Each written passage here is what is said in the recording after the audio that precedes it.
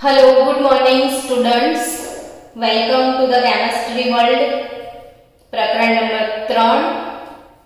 ગયા લેક્ચરમાં પરમાણુકીય ત્રિજ્યા અને એમાં પણ સહસંયોજક ત્રિજ્યા, વંડરવાલ ત્રિજ્યા અને ધાત્વિય ત્રિજ્યા એના વિશે આપણે ભણ્યા હતા.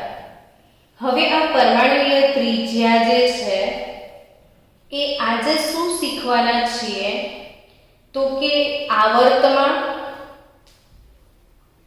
અને બીજું સમૂહમાં. તો આવર્ત અને સમૂહ પ્રમાણે પરમાણુકીય ત્રિજ્યામાં શું ફેરફાર થાય છે. આવર્ત એટલે તમને ખ્યાલ છે કે આવર્ત કોષ્ટકની આડી લાઈન આ રીતે હોય એ આવર્ત. તો આવર્તમાં આપણે ડાબેથી જમણી તરફ આવો ઉલ્લેખ કરીશું ને સમૂહમાં આ રીતે હોય. ઊભા સ્તંભ જે છે એને આપણે સમૂહ કહીએ છીએ.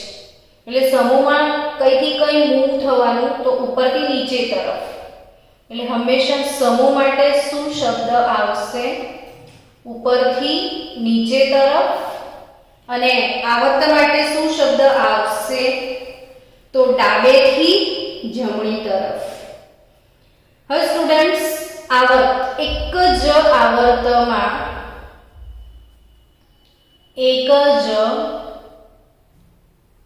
આવર્તમાં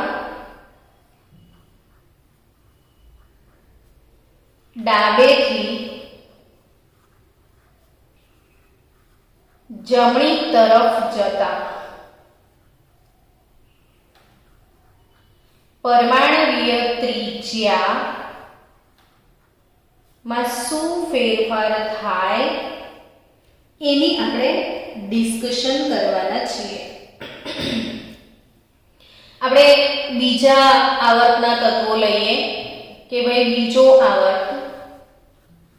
તો બીજો આવર્ત એટલે શું તો કે લી, બે,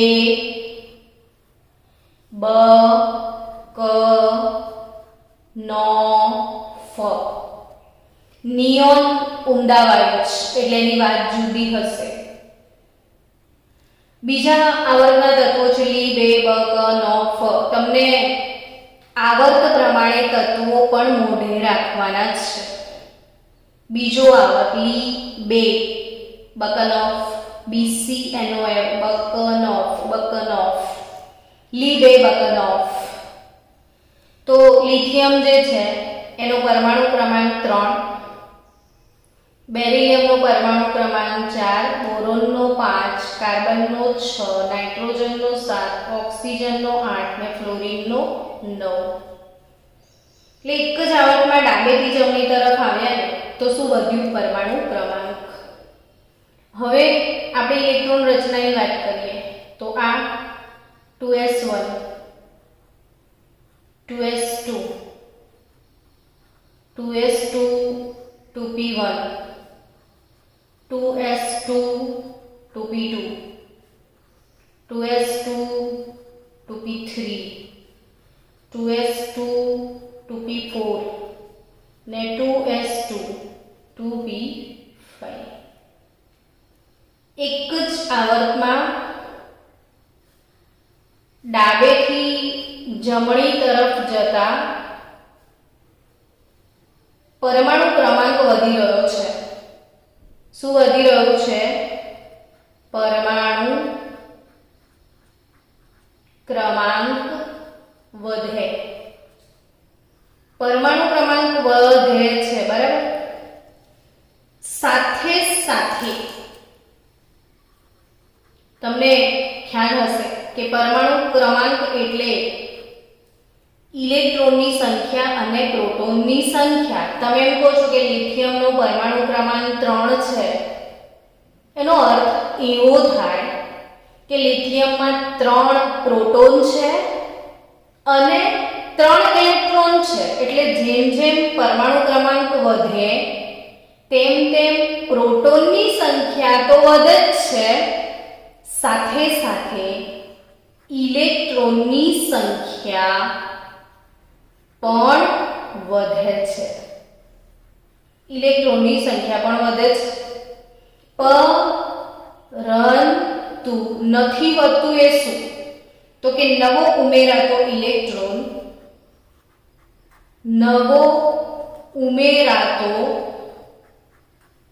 ઇલેક્ટ્રોન સમાન કક્ષામાં જ ઉમેરાય છે. બીજા નંબરની કક્ષામાં જ ઉમેરાય છે. જુઓ, સમાન કક્ષામાં ઉમેરાય છે.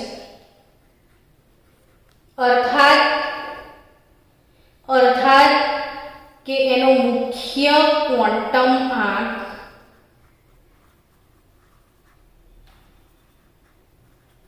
n વધતો નથી ને મુખ્ય ક્વોન્ટમ આંક n વધતો નથી એટલે ઇલેક્ટ્રોનનું કેન્દ્રથી અંતર વધતું નથી. સમજો વાતોને બહુ ધ્યાનથી. સ્ટુડન્ટ, એક વસ્તુ સમજો અહીંયા કે તમારી પાસે કેન્દ્રમાં આટલો ધન વીજભાર છે અને આ ઇલેક્ટ્રોન છે.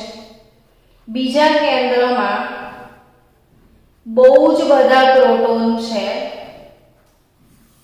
અને આ ઇલેક્ટ્રોન છે. તો તમે શું કહી શકો?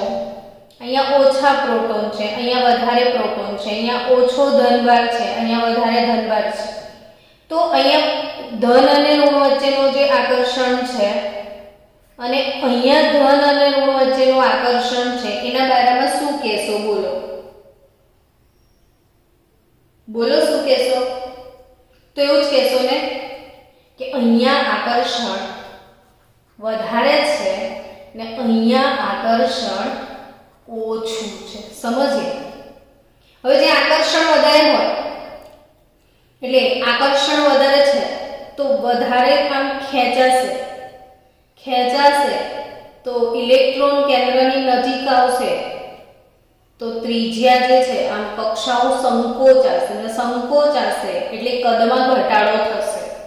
આમાં વધારે આકર્ષણ છે ને તો આ સંકોચાઈ જશે, આ નહીં સંકોચાય. તો એ જ સમજવાનું છે કે જો એક જ આવર્તમાં ડાબેથી જમણી તરફ જતા પરમાણુય ત્રિજ્યામાં ઘટાડો જોવા મળે છે. શું જોવા મળે છે? ઘટાડો. લી, બે, બ, ક, નો ને ફ્લોરિન તો સાવ નાનો થઈ ગયો. સમજો બાળકો, આ ચેપ્ટર બહુ જ ઇમ્પોર્ટન્ટ છે. હવે આમાં જો કેન્દ્રનો ધનભાર 3 છે, આમાં ધનભાર 4 છે, આમાં ધનભાર 5 છે, આમાં ધનભાર 6 છે. શું સમજ્યા કે તમે જેમ જેમ આમ આવો છો તો કેન્દ્રનો ધનભાર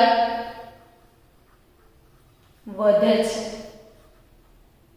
અને વળી ઇલેક્ટ્રોન 2 નંબરમાં જ ઉમેરાય છે. ઇલેક્ટ્રોન બધામાં તમે ધ્યાનથી જુઓ બીજા ઉર્જા સ્તરમાં જ છે. ઇલેક્ટ્રોન બીજી કક્ષામાં જ છે, ઇલેક્ટ્રોન દૂર નથી જતો.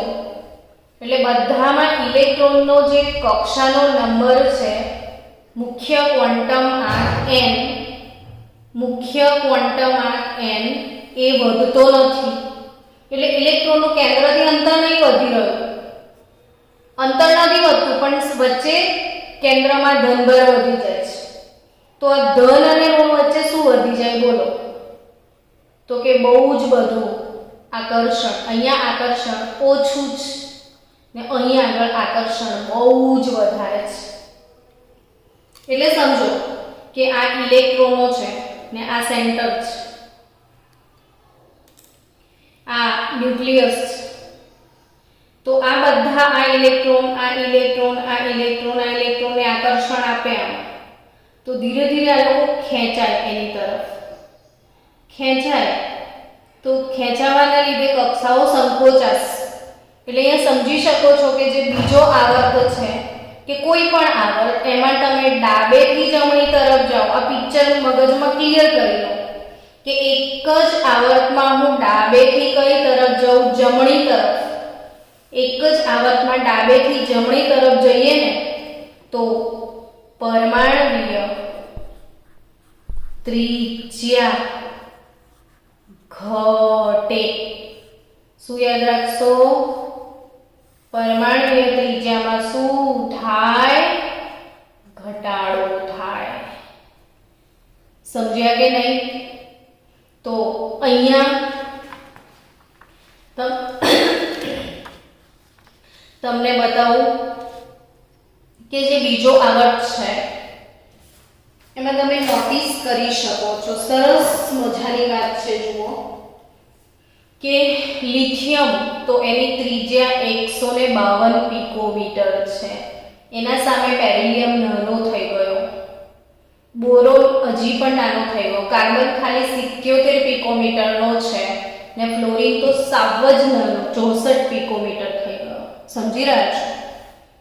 તો એ જો ગ્રાફ તમે યાદ રાખજો બાળકો પાછા કે આવર્તનો ગ્રાફ, તો ગ્રાફ તમને પરીક્ષામાં પૂછાશે કયો ગ્રાફ સાચો છે. તો તમે જે ટ્રેન્ડ ભણો છો એના પરથી ગ્રાફનું જજમેન્ટ લેવાનું કે પરમાણ્વીય ત્રિજ્યા વર્સિસ પરમાણુ ક્રમાંક Z એનો ગ્રાફ હોય છે. અહીંયા પરમાણુ ક્રમાંક Z હોય છે અને અહીંયા ત્રિજ્યા પિકોમીટરમાં લઈએ તો તમને લિટરલી શું દેખાઈ રહ્યો છે કે આ 152 છે ને આ 64 છે.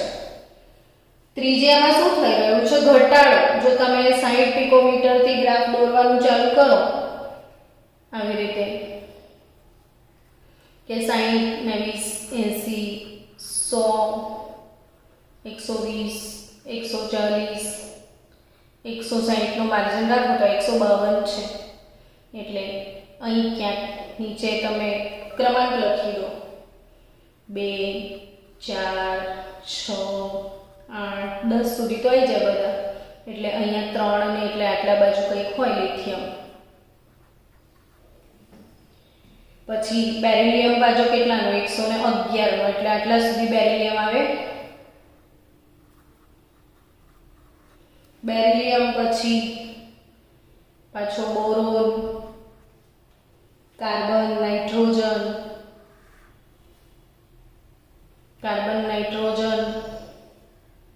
પછી પાછો ઓક્સિજન, ફ્લોરિન. એટલે ટૂંકમાં આ ટાઈપનો ગ્રાફ હોવો જોઈએ. એટલે શું કે જેમ અહીંયા દેખો ક્રમાંક વધતો જાય છે એમ ત્રિજ્યા ઘટતી જાય છે. લિથિયમ ઉપર છે ને ફ્લોરિન નીચે છે, છેક 64 પિકોમીટર પર છે. તો અહીંયા આ બીજો આવે. ત્રીજો આવર્ત એટલે એ બી મોડે કરી નાખજો. નાથાલાલ માસ્ટરે અલીગઢ સ્ટેશન પર સડેલા કેળા આરોગ્યા. નાથાલાલ માસ્ટરે અલીગઢ સ્ટેશન પર સડેલા કેળા આરોગ્યા. નાથાલાલ એટલે NA, માસ્ટર એટલે MG, Aligarh AL, station SI, પર એટલે P, સડેલા એટલે S, કેળા એટલે C અને આરોગ્ય એટલે AR. કવિતા કેમ યાદ રાખવાની? તો કે આ ચેપ્ટરના MCQ સોલ્વ કરશો ને તો કવિતાઓ બહુ જ યાદ આવશે. આપણે ધીરે ધીરે MCQ તરફ જઈશું એટલે તમને ખ્યાલ આવશે કે ફટાફટ ખબર પડવી જોઈશે કે આ ભાઈ તત્વો આપ્યા છે કે સમાન આવર્તમાં છે કે સમાન સમૂહમાં છે, એનું આઈડેન્ટિફિકેશન તમને કરવું પડશે. એટલા માટે તો સ્ટુડન્ટ્સ, ત્રીજો આવર્ત નાથાલાલ માસ્ટરે અલીગઢ સ્ટેશન પર સડેલા કેળા આરોગ્યા. તો અહીંયા ડાબેથી જમણી તરફ આવો એટલે દરેકે દરેક આવર્તમાં ત્રિજ્યામાં શું થાય છે? ઘટાડો થાય છે. આ 186 પિકોમીટરનું છે, આ 99 પિકોમીટર છે. પણ પાછું અહીં દેખો લી ના કી રબ સે ફરિયાદ, આ એક સમૂહના તત્વો બી થયા ને બધા. આમ જોવા જાવ તો સમૂહ પાછું તો આ 152 છે તો આ 186 છે. એટલે ઉપરથી નીચે આવો તો કદ વધતું હશે. જોઈએ શું ઘટના બને છે આપણે. તો આ ખ્યાલ આવી ગયો. તમને આનો ફોટોગ્રાફ હમણાં મોકલી આપું છું. તો એક જ આવર્તમાં ડાબેથી જમણી તરફ જતા परमाणुीय त्रिज्या में शू थाय छे घटाडो थाय छे ने I think you can see that है ना. ये वाला ट्रेंड आप ऐसे देख रहे हो. तो आ हवे આપણે ડિસ્કશન કરીશું કે એક સમૂહમાં શું થાય. એક જ સમૂહમાં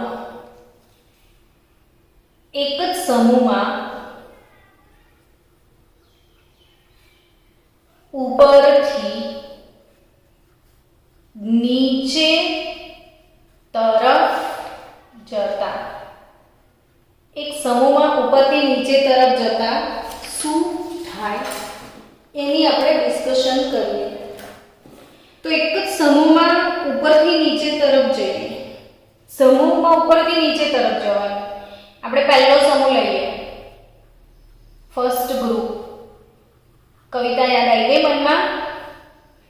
લી ના કી રબ સે ફરિયાદ. ફ્રેન્શિયમ છે ને રેડિયો એક્ટિવ તત્વ છે. એટલે આપણે એને ગુણધર્મોમાં કમ્પેરિઝન ના કરીએ. કેમ કે જે રેડિયો એક્ટિવ હોય ને બાળકો, એને અંદરથી વિકિરણો નીકળે એટલે એનો ટૂંક સમયમાં ક્ષય થઈ જાય. બહુ લાંબુ અસ્તિત્વ ધરાવતા જ નથી આ લોકો. આ પરમેનન્ટ તમને અવેલેબલ થઈ શકે છે. તો લીના કી રબ સે ફરિયાદમાં લિથિયમનો પરમાણુ ક્રમાંક 3. 3 માં 8 ઉમેરો તો 11 વત્તા 8 19 વત્તા 18 37 વત્તા 18 55. બાપરે બાપ, આમાં તો કેન્દ્રમાં કેટલો બધો વીજભાર વધી ગયો. પણ ઇલેક્ટ્રોન રચના જુઓ. આની 2s1, આની 3s1, આની 4s1, 5s1, 6s1. જોયો? એટલે આમાં છે ને ફક્ત બે જ કક્ષાઓ છે. આમાં 1 2 3, આમાં 1 2 3 4, આમાં 1 2 3 4 ને 5. આઈ થિંક સમજી ગયા. તો આમાં કેટલી કક્ષાઓ છે? 1 2 3 4 5 ને પાછી 6. એટલે કોઈ બી સમૂહમાં તમે ઉપરથી નીચે તરફ આવો છો ને તો પરમાણુ ક્રમાંક વધે તો સાથે સાથે કક્ષાઓ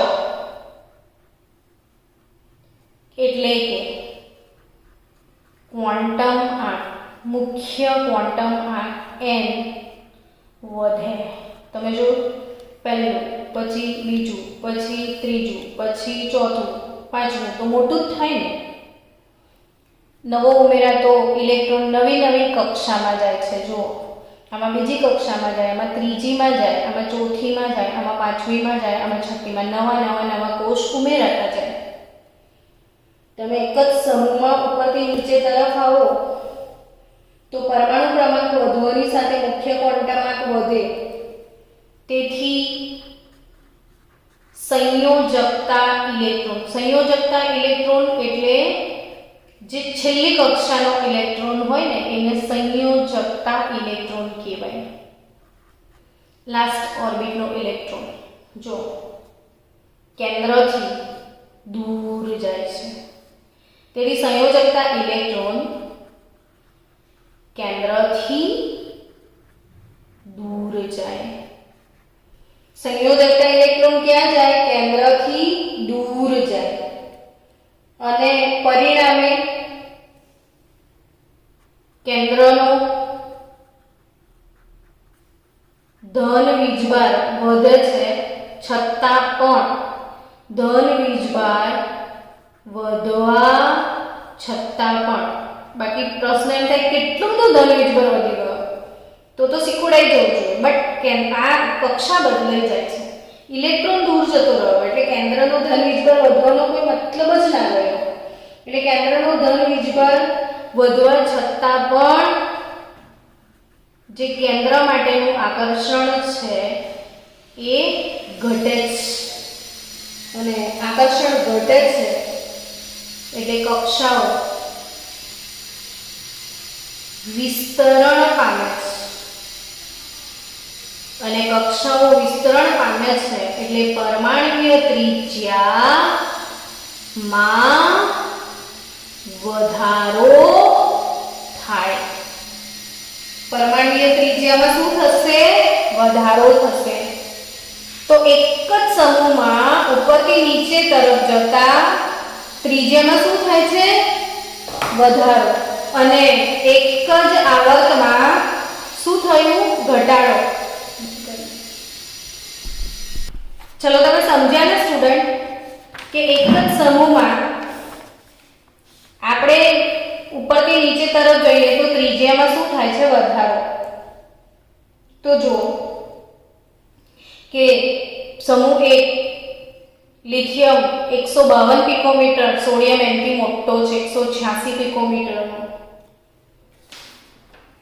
પોટેશિયમ એનથી બી મોટો 231 પિકોમીટરનો, રુબિડિયમ એનાથી મોટો, સીઝિયમ પણ 262 પિકોમીટરનો. મોટા ભાઈ સીઝિયમને હંમેશા શું કહેવાનું? મોટા ભાઈ. અને આ જે મોટા ભાઈ છે ને એ આખા આવર્ત કોષ્ટકમાં મોટા ભાઈ છે. આખા આવર્ત કોષ્ટક 118 તત્વોમાં સૌથી મોટા ભાઈ કોણ છે ખબર છે તમને? સીઝિયમ. હવે આ પરમાણુય ત્રિજ્યા વર્સિસ પરમાણુ ક્રમાંક Z નો આલેખ જો તમે આનો દોરો તો અહીંયા પરમાણુ ક્રમાંક વધવાના સાથે ત્રિજ્યામાં વધારો થાય છે, એટલે એનો ગ્રાફ તમે આવી રીતે મળી શકે. Lithium, sodium, potassium, rubidium, caesium, francium, એવી રીતે.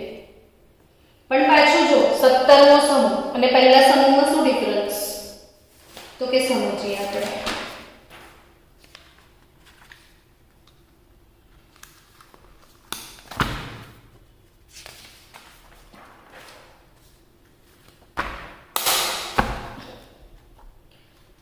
સત્તરમા સમૂહ ને પહેલા સમૂહ વચ્ચેનો ડિફરન્સ સમજીએ કે આપણે હમણાં શું કીધું કે એક જ આવર્તમાં ડાબેથી જમણી તરફ આવો તો પરમાણુય ત્રિજ્યામાં શું થાય? ઘટાડો થાય. આવર્તમાં ઘટાડો થાય એટલે એવી તો ખબર પડી ગઈ કે પહેલો સમૂહ, આ બીજો સમૂહ, ત્રીજો સમૂહ, આમ તમે જોવા જાઓ તો આમથી આમ આવો ડાબેથી જમણી તરફ તો નાના થતા જાય, અર્થાત કે મોટા કદના તત્વો લિટરલી કયા સમૂહના? પહેલા સમૂહના. આવો મતલબ થયો ને કે સૌથી મોટામાં મોટું કદ કયા સમૂહનું? પહેલા સમૂહ. હવે જો તમે નીચે આવો તો પાછો કદમાં વધારો થાય, આ લોકોનો બી વધારો થશે, પણ સૌથી મોટા આ અને પાછો નીચે આવો તો કદ વધે તો સૌથી મોટો કોણ થાય? સીઝિયમ જ થાય ને આખા આવર્ત કોષ્ટકમાં. સૌથી મોટો કોણ થાય? આખા આવર્ત કોષ્ટકમાં સીઝિયમ. હવે આ પહેલો સમૂહ હોય ને આ બાજુ 17મો સમૂહ હોય તો પાછા આમથી આમ આવો તો 17મા સમૂહ વાળા બહુ નાના થઈ ગયા હશે. એટલે જો પહેલા સમૂહમાં 152 પિકોમીટર અને 17મા સમૂહમાં પાછું ફક્ત 64 પિકોમીટર. એટલે 17મો સમૂહ આ લોકોથી નીચે આવે આ રીતે. Fluorine, chlorine, bromine, iodine, astatine, fluorine, chlorine, bromine, iodine, astatine, એવી રીતે. ટૂંકમાં સમજો કે આમ આવો આમાં જાઓ તો કદ વધે. તો આ એક અગત્યની વાત કરી આપણે કે એક જ આવર્તમાં ડાબેથી જમણી તરફ જતા પરમાણ્વીય ત્રિજ્યામાં ઘટાડો થાય છે અને એક જ સમૂહમાં ઉપરથી નીચે તરફ જતા શું થાય છે? એક જ સમૂહમાં ઉપરથી નીચે તરફ જતા કદમાં વધારો થાય છે. હવે અગત્યની વાત, તમને કોઈ એમ પૂછે, તમને પ્રશ્નો કેવા આવશે તો કેવો પૂછે કે એલ્યુમિનિયમ, કાર્બન અને સિલિકોનને કદના અથવા ત્રિજ્યાના ચડતા ક્રમમાં ગોઠવો. આવો પ્રશ્ન આવે કે એલ્યુમિનિયમ, કાર્બન, સિલિકોનને કદના ચડતા ક્રમમાં ગોઠવો. હવે આવા પ્રશ્નો કઈ રીતે સોલ્વ કરવાના? તો આ પ્રશ્નો સોલ્વ કરવા માટે આવર્ત કોષ્ટકમાં એમનું સ્થાન ક્યાં છે તે જાણવું પડશે કે આ લોકો એક સમૂહમાં છે કે એક આવર્તમાં છે તે શોધવું પડે. તો એલ્યુમિનિયમ, કાર્બન, કાશી જઈને શરબત પીધું. કાશી જઈને શરબત પીધું, યાદ આવ્યું? આ 14મા સમૂહના સભ્યો છે. કાશી જઈને શરબત પીધું એટલે કાર્બન ને સિલિકોન એક જ સમૂહમાં છે, એક જ સમૂહમાં છે. તો હવે એક જ સમૂહમાં ઉપરથી નીચે તરફ આવો તો કદમાં શું થાય? વધારો થાય. એક જ સમૂહમાં ઉપરથી નીચે તરફ આવો તો કદ વધે. આનો અર્થ એમ થાય કે સિલિકોનની ત્રિજ્યા કાર્બન કરતા વધારે છે. ગોઠવાઈ ગયું? હવે એલ્યુમિનિયમની વાત કરો તો કે એલ્યુમિનિયમને આ લોકો જોડે કોઈ સંબંધ છે? તો કે હા, નાથાલાલ માસ્ટર અલીગઢ સ્ટેશન એટલે આ બંને તત્વો એક જ આવર્તમાં છે. એલ્યુમિનિયમ અને સિલિકોન એક જ આવર્તમાં છે.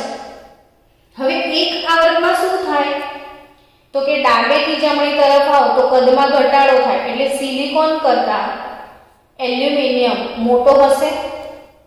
હવે આ ત્રણેયને કમ્પેર કરો તો સૌથી મોટો કોણ? તો કે એલ્યુમિનિયમ.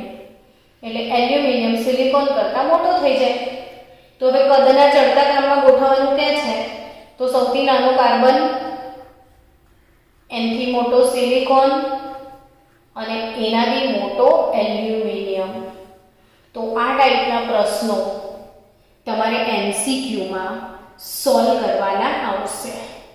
તો આજે આપણે શું ભણ્યા? પરમાણ્વીય ત્રિજ્યા અને આ પરમાણ્વીય ત્રિજ્યાનું એક જ સમૂહમાં અને એક જ આવર્તમાં શું ફેરફાર થાય છે એના વિશે તમે શીખ્યા અને એના આધારે MCQ આ રીતે સોલ્વ કર્યા. હવે પરમાણ્વીય ત્રિજ્યા પછી અગત્યનો ટોપિક આવે છે આયોનિક ત્રિજ્યા. તો આપણે આયોનિક ત્રિજ્યાની ડિસ્કશન આવતીકાલે કરીશું.